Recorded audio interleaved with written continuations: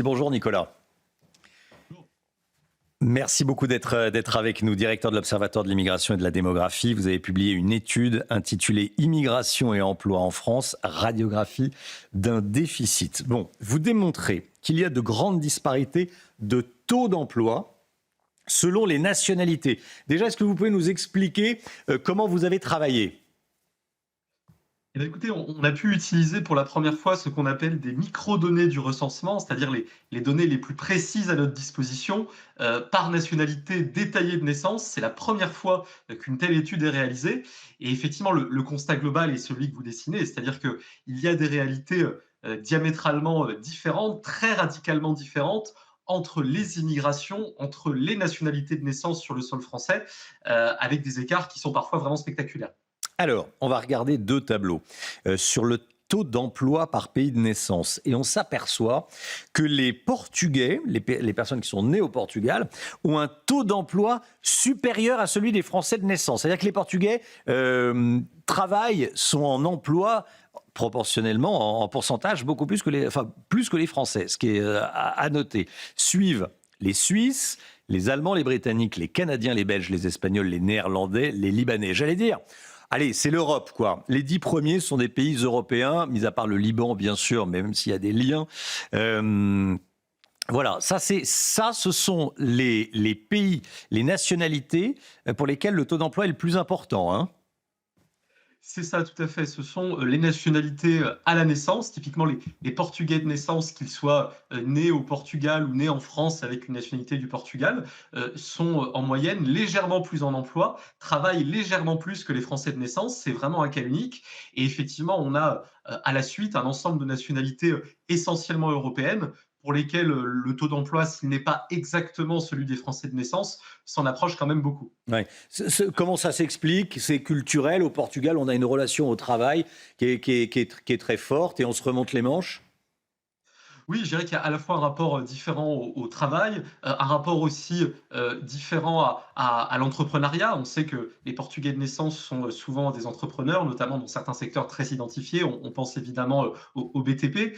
Pour les autres nationalités européennes, il y a un niveau de qualification réel, c'est-à-dire de compétences réelles, qui est plus élevé que la moyenne des étrangers de naissance en France.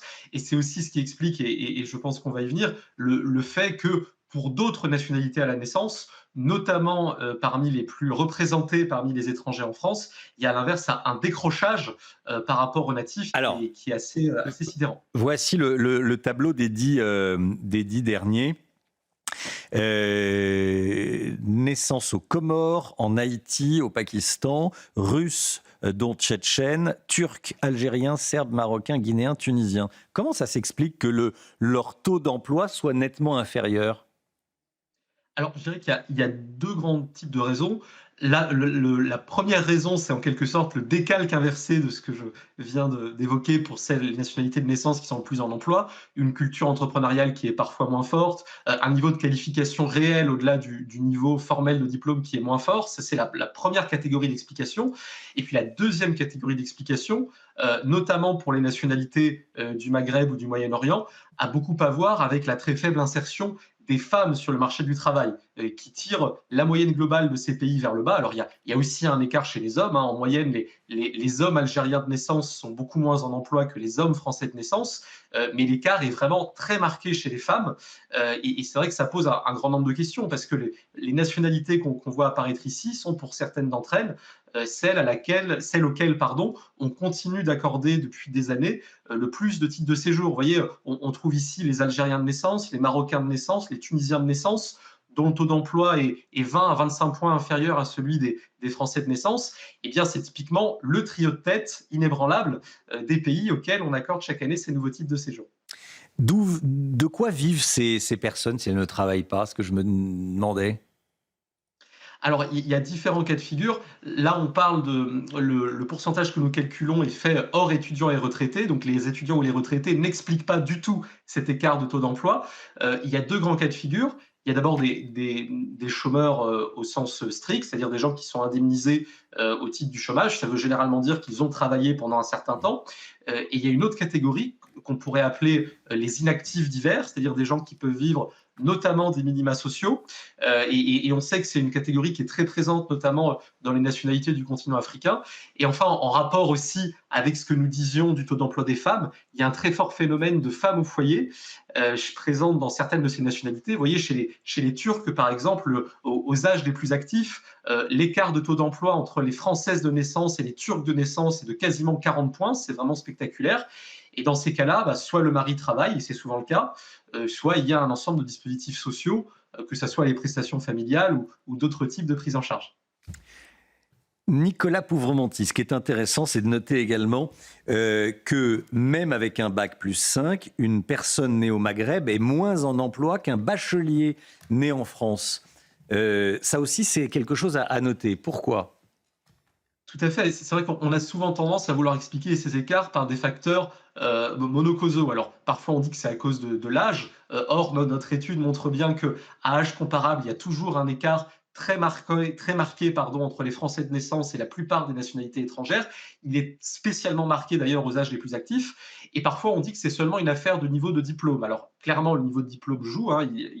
Il efface une partie de l'écart, mais il n'efface pas tout l'écart. Et le cas que vous citiez est vraiment frappant. En moyenne, effectivement, une personne née avec une nationalité du Maghreb et titulaire d'un bac plus 5 travaille moins souvent qu'un simple bachelier français de naissance. Là aussi, différentes raisons forcément. L'une d'entre elles, c'est que le diplôme, notamment quand il est obtenu à l'étranger, n'a pas toujours la même valeur. Quand on regarde les données de l'OCDE, on voit qu'en moyenne, le niveau de compétence en France des immigrés diplômés du supérieur est moins élevé que celui des natifs, quel que soit leur niveau de diplôme. Donc c'est aussi pour ça qu'il faut se garder parfois d'un certain discours rassurant sur le thème « l'immigration reçue ces toutes dernières années est un peu plus diplômée qu'avant ». Oui, sauf que tous les diplômes ne se valent pas, même quand facialement ils ont le même nom. Ça peut d'ailleurs créer de grandes frustrations quand on a fait 5 ans d'études, mais qu'en réalité, votre diplôme ne vaut pas grand-chose. Et après, il y a un moment où là, de toute façon, il y a toujours un moment où on se confronte à la réalité. On peut vous faire croire qu'on peut donner le bac à 90% des gens, donner le brevet à 90% des gens. Il y a un moment où vous vous confrontez à l'entreprise. Et si votre diplôme ne vaut pas grand-chose, malheureusement, vous avez perdu votre temps. Il faut dire les choses comme elles sont. Grosse différence également en termes d'emploi chez les femmes, mais ça, vous en avez parlé. Et puis, ce qui est très intéressant, c'est qu'on entend souvent chez certains politiques ou même chez certains journalistes que sans l'immigration, des secteurs comme la restauration ou le BTP ne fonctionneraient pas en France. Or, vous dites, et on va le voir apparaître à l'écran, que c'est une déformation, parce que ces politiques et ces journalistes vivent à Paris, et cette situation n'est pas la même dans le reste de la France. C'est vrai et on va le voir peut-être à l'écran, c'est le message à la régie, dans 2 secteurs, la restauration ou le BTP. C'est très différent, qu'on soit en Île-de-France ou en région. Oui, tout à fait. Et les exemples qui apparaissent à l'écran sont vraiment très, très typiques de ça. Il y a un effet de bulle parisienne, en fait, dans la compréhension d'un certain nombre de nos décideurs politiques ou d'un certain nombre de médias sur la question du besoin en immigration de travail. Parce qu'effectivement, en Île-de-France, il y a un certain nombre de métiers dits en tension dans lesquels les étrangers de naissance sont très clairement surreprésentés. On le voit ici, 66% des employés de la restauration en Île-de-France sont des étrangers de naissance, 59% des ouvriers non qualifiés dans certaines catégories de professions du bâtiment. Mais là où on voit que c'est un effet de bulle parisienne, c'est que dans le reste du pays, cette part est 3 fois inférieure. C'est environ 20% des employés de restauration qui sont étrangers de naissance ailleurs qu'en Île-de-France, 19% des ouvriers non qualifiés de ces catégories du BTP. Et donc, dans la majeure partie du pays, ces métiers en tension sont en très grande majorité occupés par des Français de naissance. Et donc, ça relativise finalement 2 discours très présents. D'abord, un discours un peu moral qui nous explique que les Français ne voudraient plus travailler, globalement. Et bien sûr, ces métiers-là, ce sont très majoritairement des Français de naissance qui travaillent sur la majeure partie du territoire. Et ça relativise aussi un deuxième discours qui est celui du besoin supposé en immigration de travail. Il se trouve qu'il y a aujourd'hui sur notre territoire plus de 4 millions de personnes qui sont au chômage ou dans le halo du chômage, qui sont pour une part d'entre eux des Français de naissance et qui seraient demain disponibles très potentiellement pour occuper ces postes.